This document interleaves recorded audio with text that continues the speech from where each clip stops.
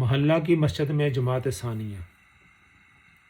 عن ابراہیم عن علقمۃ والاسود اقبل مع ابن مسعود رضی اللہ عنہما الى مسجد فاستقبلهم الناس قد صلوا فرفع بهما الى البيت فجعل احدهما عن يمينه والآخر عن شماله ثم صلى بهما۔ یہ مصنف ابن عبد الرزاق کی حدیث ہے، جلد ہے دوم اور صفحہ ہے اس کا 272۔ حضرت ابراہیم فرماتے ہیں کہ حضرت علقمہ اور حضرت اسود اور حضرت ابن مسعود یہ تینوں حضرات ایک مسجد میں تشریف لائے، وہاں جماعت ہو چکی تھی۔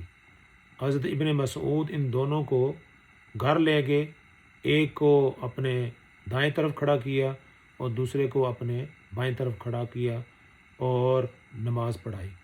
انہوں نے دوبارہ مسجد کے اندر دوسری جماعت نہیں کرائی۔